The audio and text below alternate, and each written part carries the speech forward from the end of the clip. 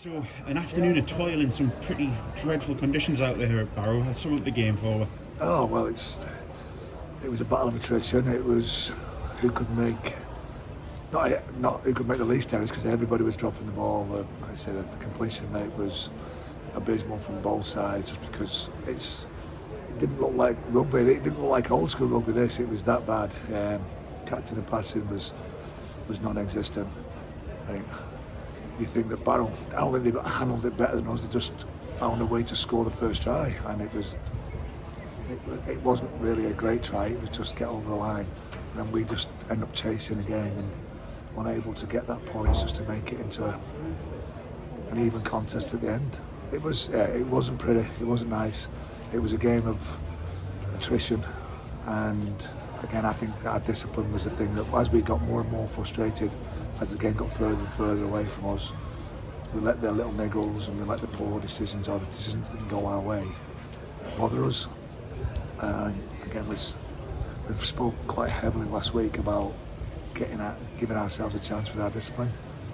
We lose Mitch Clark, and quite rightly so, for a head-high shot, and we lose Brad Gallagher for slipping up onto somebody's head after hitting the ball. So it's the little things like that that are really hurting us at the moment.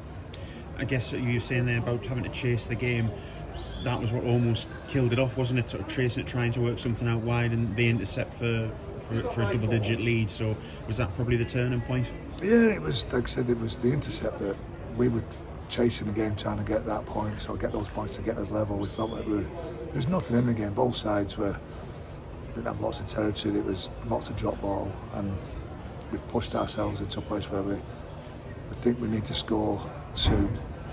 And again, we've got a time clock up in the corner that's 20 minutes out, because they've not stopped it every time there's been a breakage in place. The lads are looking at that thinking, time's running out.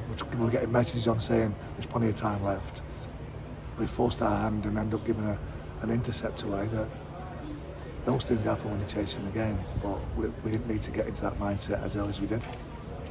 So putting it behind you, it's a quick turnaround for Whitehaven at home on Saturday. What are you looking forward to with that? I think we've got to get back on the horse. Like I say, we've disappointed last week. We were in 2 points at Batley and then caused ourselves some problems with ill discipline.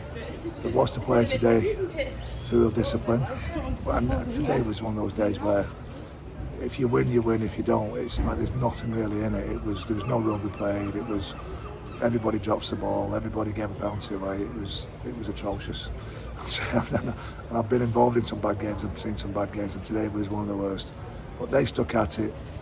We're now 1 from 3. We need to go at least 50% with our home game for the first 4 games.